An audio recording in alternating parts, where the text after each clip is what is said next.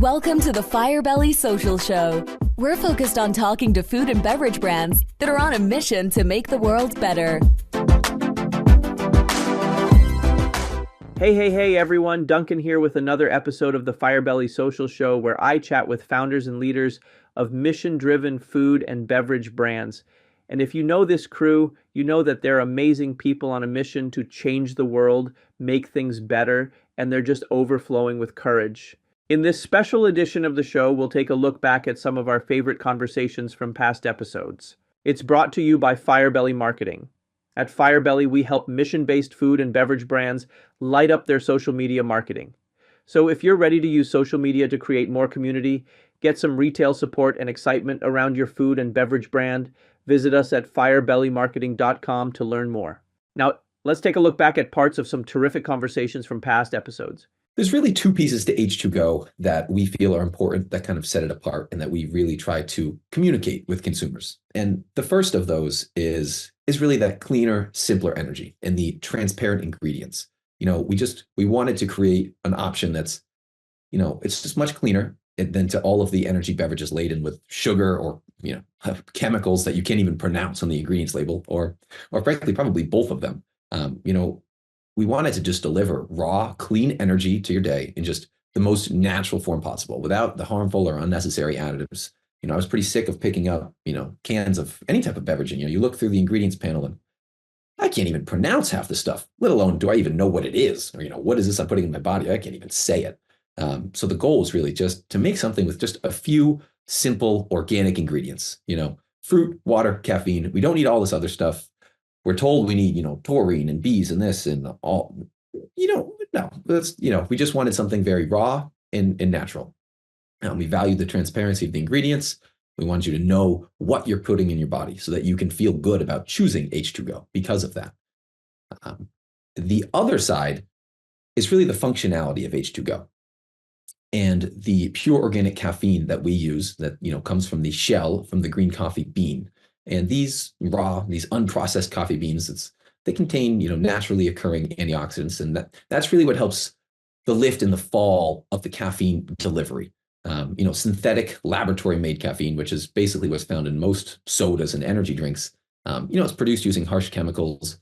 It doesn't have any, naturally occurring compounds within it. It's just this pure synthetic caffeine. And it's absorbed at a much faster rate than natural caffeine as well. And that's why you get that, that instant energy rush, those crazy jitters and, eventually followed by that, dramatic crash.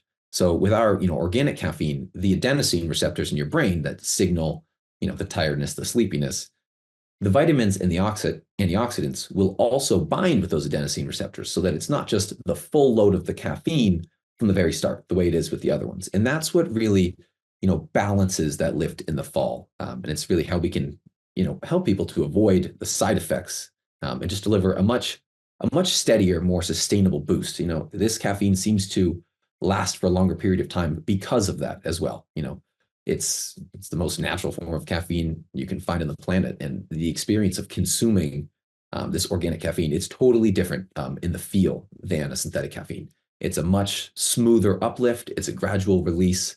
It's just steadier, longer, more sustainable energy, and it's energy that feels better. And that's really our goal, is we want to create a beverage with an energy that not only feels better, but that you feel better about choosing and putting into your body as well. I want women to come to my grave and say she changed my life. I look at her and she left a legacy. So this is why every day is important for me. I get up every day. It's an opportunity. It's a gift. Because I don't know whether I'll see another day. So for me, dawn is a gift and I don't waste that day. Even if I can make a little bit of a difference to someone else, something small, I need to know I did something for someone else, that I opened the door for them, that I gave them courage, I wiped their tears, I made them feel they were worthy of something. And this is why initially I took to social media and started replying to people myself. And I started talking to people. And when I saw posts, when I felt that this person was unhappy, I would message them. I would DM them saying, what's happened to you? Why don't you cook this? What's in your fridge? I literally did that. They'll send me a picture of their fridge. What was inside their fridge? I'm telling you, why don't you make this and why don't you make that? And They literally make it and then give. I just thought, why don't I do this? Because in some ways, I cannot reach everyone, but this is a great medium. And it's about balance too, Duncan. I mean, we really pride ourselves on, we want to be, a brand in a community that is saying, hey, there's no guilt here, right? I mean, if you indulge from time to time, that's definitely okay.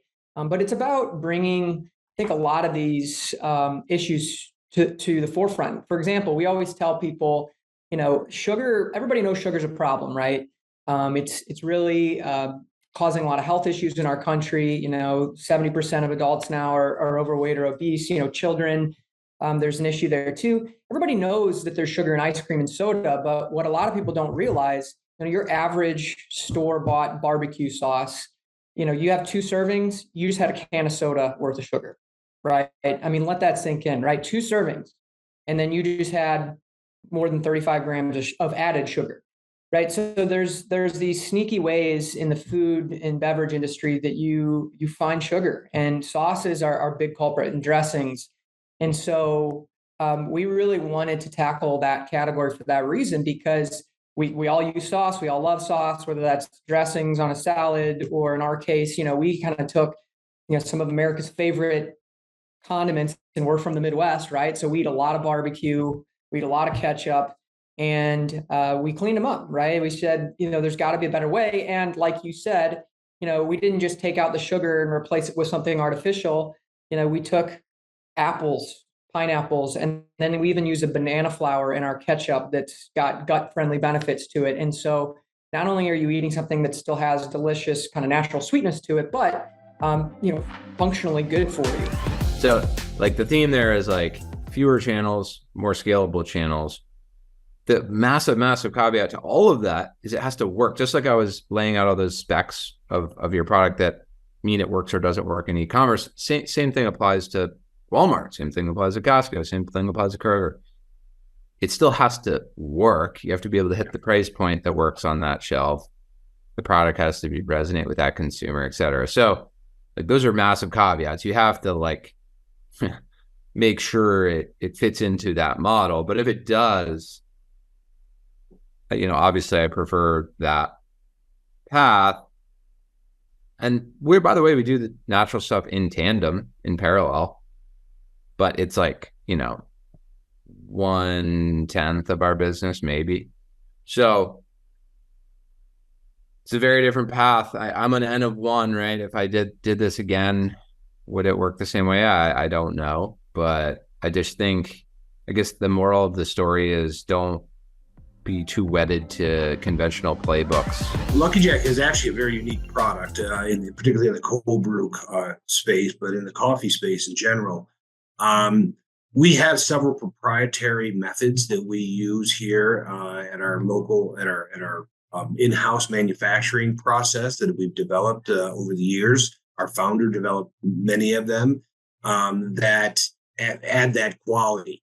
And in cold brew coffee, one of the qualities that you're looking for are a very low acidic, smooth mouthfeel taste when someone's drinking primarily a black coffee. There's nowhere to hide, right? Like it's not, we have lattes, but there's no milk, there's no sugar, the coffee has to be pure because there's really just coffee and water.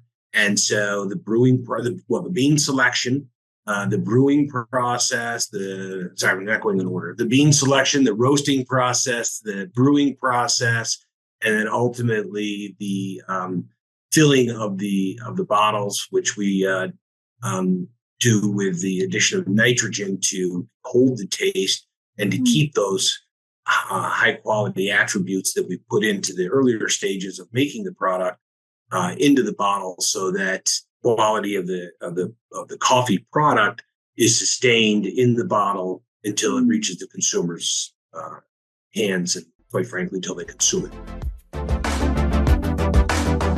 Thanks for listening to the Firebelly Social Show. We'll see you again next time, and be sure to click subscribe to get future episodes.